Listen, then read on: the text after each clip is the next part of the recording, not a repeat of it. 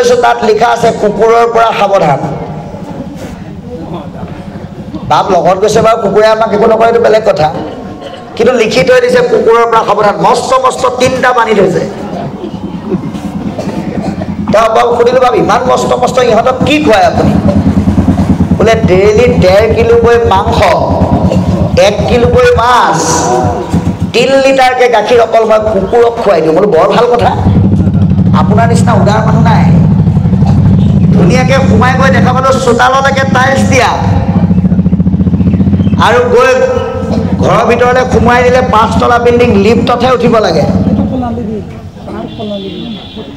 আৰু গৈ পেলাই যেতিয়া পালোঁগৈ, চাহ তাহ দি ধুনীয়াকৈ খুৱাই খুৱাই ল'লে। বোলো বাপ আপোনাৰ পৰিয়াল? বোলে কি ক'ব, ল'ৰা এটা, ছোৱালী এজনী আৰু আইগৰাকী আৰু মই। ল'ৰা কিমান ডাঙৰ? বোলে ল'ৰা ছোৱালী দুয়োটাই পঢ়া শুনা শেষ কৰি দুয়োটাই চাকৰি কৰি আছে। তা আপোনালোকে কি কৰে? বোলে আই চাকৰি ৰিটায়াৰ হ'বলৈ আৰু 5 বছৰ আছে। আপোনাৰ? মোৰ আৰু বেছি নাই, 3 বছৰমান আছে। তাৰমানে ঘৰখনত 4জন চাকৰিয়াল। আপুনি চাকৰি কেনেকৈ মিলাই? আপুনিতো নামে পাতেও যায় বোলে।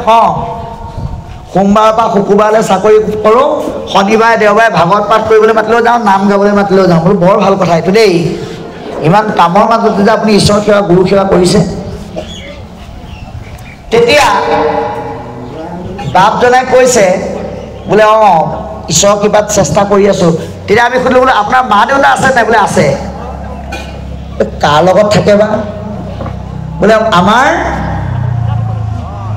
ভাই ককাই 4জন। গতিকে সেইদিনা মাটি বাৰী ভাগ কৰোঁতে মা দেউতাও ভাগ কৰি পেলাবলগীয়া হ'ল। সেই অনুপাতে দেউতা থাকে সৰুটোৰ লগত, মা থাকে মাজুটোৰ লগত, মোৰ লগত এটাও ভাগত নপৰিল। বোলো বাপ আপুনি নপৰিল নে আপুনি নেপেলালে? বোলে তেনেকুৱা বুলিয়ে ক'ব পাৰি। বোলো কেলে বা? আপোনাৰ ঘৰত 4জন চাকৰিয়াল, আপুনি নিস্বাৰ্থভাৱে মা দেউতাক ৰাখিব লাগে। বোলে পাৰিলোহেঁতেন বুজিছা, কিন্তু অকণমান দিগদাৰ এটা হয়। বোলে কি দিগদাৰ বা?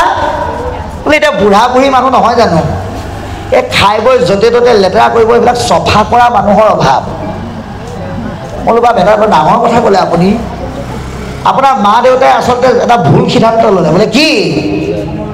আপুনি গৰ্ভত থাকোঁতে মা দেউতাই আপোনাক এটা কাম কৰিব লাগিছিল। বোলে ইয়াক মই জন্ম নিদিওঁ, কাৰণ ইয়াৰ গুমুঠ চফা কৰিবলৈ চফা কৰা মানুহৰ অভাৱ। এই বুলিতো আপোনাক জন্ম নিদিয়াকৈ থকা নাই।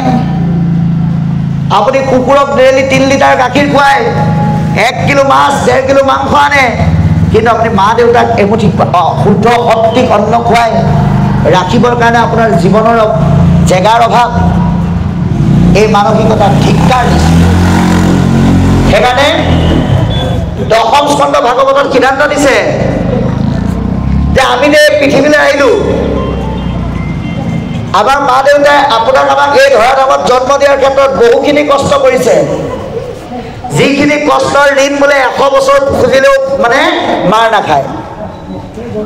যিটো পিতৃ মাতৃ জন্মিলে মাত্ৰ, পুহিলে অনুদিন,